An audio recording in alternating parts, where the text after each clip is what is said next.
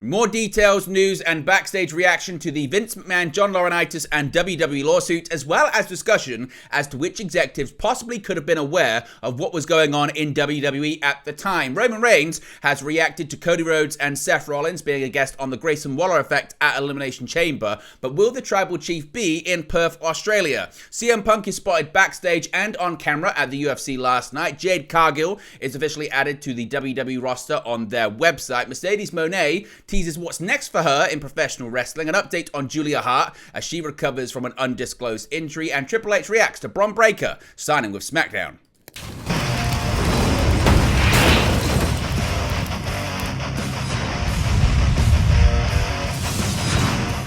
Hey guys, welcome back to Wrestling News 365. Hope everyone is doing very well. As always, there are plenty of news stories to get into in the world of professional wrestling. Let's start off with the latest reaction and backstage talk about the lawsuit, the bombshell lawsuit and allegations against former TKO and WWE Executive Chairman Vince McMahon. Now, the lawsuit against Vince McMahon and John Laurinaitis and WWE continues to be looked into, and there's a little more information coming from Sean Ross Sapp of Fightful Select that has been divulged. Now, this is quite interesting because Fightful have noted that they are working with additional mainstream media outlets on their efforts to cover the lawsuits and will continue to look into the allegations and the lawsuit itself.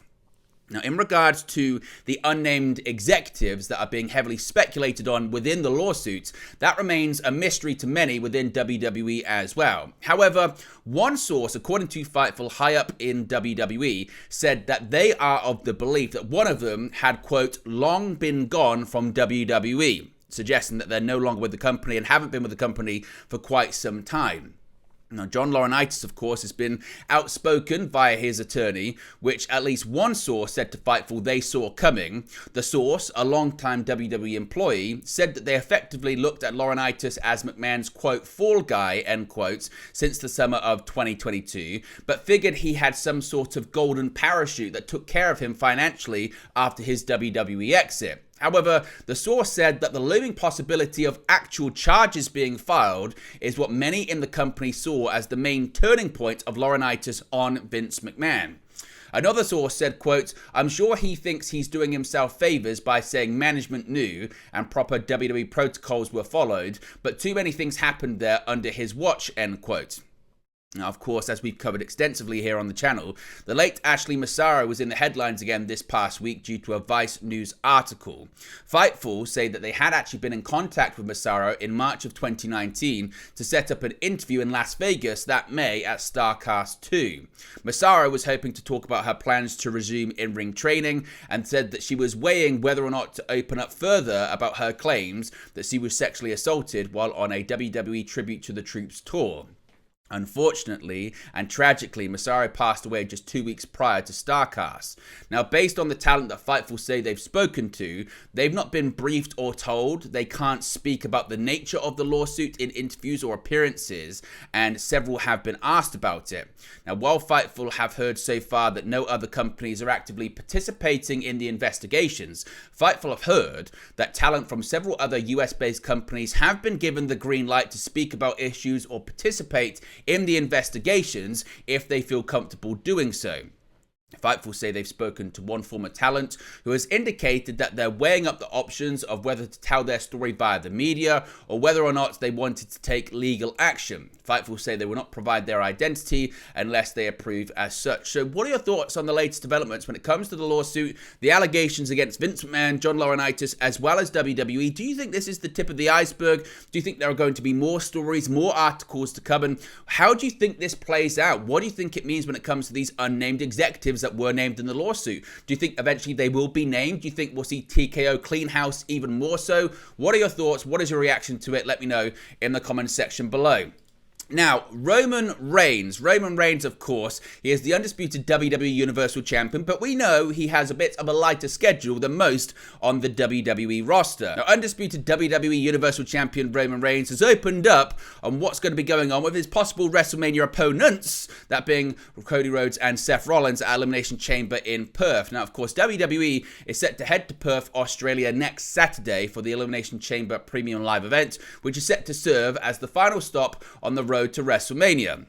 Now, the show will see World Heavyweight Champion Seth Rollins and the Royal Rumble winner and Roman Reigns' WrestleMania opponent, Cody Rhodes, appear on the Grayson Waller Effect ahead of Rhodes' undisputed WWE Universal Championship match with Roman Reigns at WrestleMania 40. Now, Reigns is not advertised to appear at the Elimination Chamber event, but that hasn't stopped him from selling tickets to the show on his Twitter. Take a look at what was posted last night. Wise man. Yes, my tribal chief. Where's the Elimination Chamber? Perth, Australia, my tribal chief. I have to go down there? No, my tribal chief. Ooh. You have a wise man. That's right. Is Seth and Cody down there? Yes, my tribal chief. And what are they gonna do? My tribal chief, they're on the Waller Effect. Waller. Somebody better inform them that the only thing coming out of their mouth is when they acknowledge me. Yes, my tribal chief. Make it happen.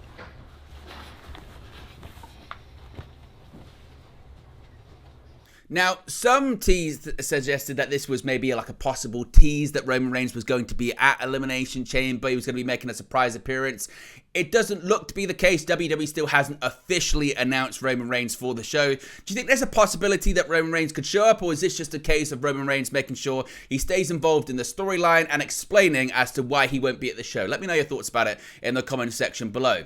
Now, CM Punk, of course, he's on the sidelines, but it doesn't mean he's staying out of the public eye, because he was spotted last night at a UFC event, of course, a company that he does have history with. WWE superstar CM Punk was on hand last night at the UFC 298 show, sitting octagon side for the matches and meeting Oban Elliott backstage. CM Punk may be out of action in WWE due to an injury at the moment, but he remains engaged in some public appearances.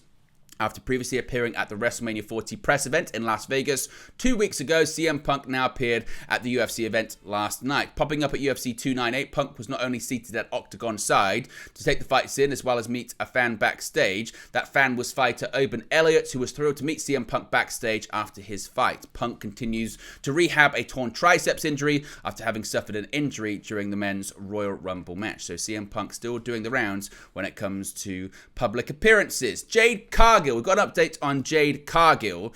Now, former AEW TBS Jade Cargill officially left AEW back in August when she lost her title rematch to Chris Statlander on Rampage. Now, shortly after her loss, Cargill signed with WWE, where she has made numerous appearances over the past few months, though had not wrestled a match for the company until recently. Cargill made her in-ring debut for WWE during the 2024 Women's Royal Rumble match, where she eliminated Nia Jax before going on to finish third in the bout. Following her impressive debut, a bidding war has taken place on WWE television between Raw General Manager Adam Pearce and SmackDown General Manager Nick Aldis in regards to who would sign Cargill to their brand. Now, on this week's SmackDown show, Jade appeared in a backstage segment, continuing to tease signing with SmackDown. Yesterday, WWE has now officially added Jade Cargill to the company's roster page on WWE.com. Even though she signed so many months ago and has made sporadic appearances since then, she's actually only been added to the roster page yesterday, that being February 17, 2024. Now, as far as future plans for Cargill, at one point it was reported that she was going to be involved in the Women's Elimination Chamber match in Perth, Australia. In fact, she was going to win the Last Chance Battle Royal set to take place on Raw tomorrow night. However, in recent days, it's been reported that Jade Cargill will no longer be appearing at Elimination Chamber and is set to not win that Battle Royal. However, plans can and probably could still change. So what do you think is going to be the future when it comes to Jade Cargill? Now, Mercedes Monae, one thing we do know about her is that she's likely to be set to become All Elite in the very near future. Now, former WWE superstar Mercedes Monae, also known as Sasha Banks, has publicly responded to Royal Rumble winner Bayley with an interesting tease. Now, while Mercedes Monae and Bayley are good friends outside the ring, the duo fought as both allies and enemies while both in WWE. The duo are recognized as the inaugural WWE Women's Tag Team Champions, with Bayley and Monae winning an Elimination Chamber match for the gold in February of 2019. Replying to WWE's post celebrating 5 years of this title, Bayley noted that she and Monae had been fighting for the division to get this championship for a while before they were introduced. Sharing a photo of herself with Monae, Bayley tweeted, quote, "And we fought for them for over 6 years, for our division and more opportunity. Grateful for my time with you." Monae shared Bayley's post with an intriguing caption saying, "Wait till you see what I'm fighting for next," with AEW recently announcing a big business taping set to emanate from the TD Garden in Boston, Massachusetts on March 13. It's been heavily speculated that the former Sasha Banks will make her AEW debut at that show. Of course, that is her hometown. So, of course, we get any more details on that, we'll let you know in the future. Now, Julia Hart, we have an update on Julia Hart as she's been out of action with an injury. It hasn't stopped her appearing, though, on AEW television. Now, Julia Hart has not wrestled in AEW since mid-January, and it was subsequently reported that she had sustained an injury defending her TBS title against Anna Jay. It was said that she had creative pictures awaiting her clearance. In an update on the matter, Fightful Select reports that sources in AEW say her injury is not expected to be long-term, but she is unlikely to be cleared for in-ring action in this month of February. Hart has been the TBS champion since defeating Chris Statlander at Full Gear last November, but time is ticking if she's set to defend her title at Revolution at the pay-per-view on March 4. The exact nature of her injury is yet to be revealed. Also reported to be on the injured list is Ring of Honor Pure Champion Wheeler Yuta, sidelined since January, though positively he is advertised for an upcoming CMLL appearance alongside the Blackpool Combat Club. Hart, as I mentioned, has continued to appear in AEW despite her injury alongside the House of Black. The trio of Malachi Black, Brody King and Buddy Matthews has been feuding with Daniel Garcia and FTR recently, with Hart playing a role in her faction's mind games during the rivalry. Prior to being sidelined, Hart had not long formed a partnership with Sky Blue, with the latter turning heel to align with the former after spending much of last year feuding with one another. In turning heel, Blue also portrayed Willow Nightingale, though Nightingale got a measure of revenge during last week's AEW Dynamite, defeating her in a grudge match with unwanted help from Stokely Hathaway. And finally, Triple H has reacted to Braun Breaker signing with SmackDown. WWE's Chief Content Officer Paul Triple H Levesque has commented on Braun Breaker's main roster call-up to Friday nights. On this week's episode of SmackDown General Manager Nick Aldis announced the Tag Team Champion Braun Breaker would be the latest member of the SmackDown roster. Breaker made his debut in the men's Royal Rumble match, where he served as the replacement for Brock Lesnar before being eliminated by Dominic Mysterio. Taking to Twitter following Friday's episode of SmackDown on Fox, Triple H shared the Triple H point picture with Breaker, hyping up the two-time NXT champion as having unlimited potential. He said, quote, "Unlimited potential and already impressive resume, and he's got that dog in him. Welcome to SmackDown, Braun Breaker. This is a big one." Now, what it comes to mean when it comes to his tag team partnership, his NXT Tag Team Championship partnership with Baron Corbin, remains to be seen.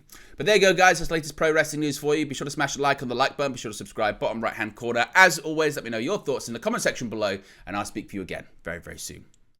Hey guys, thank you for watching, listening, streaming, or however you come across this video today. Be sure to click on the video on the right there to watch our next video, or click the bottom there to subscribe, or the bottom right hand corner. Thank you very much, and I'll speak to you again very soon.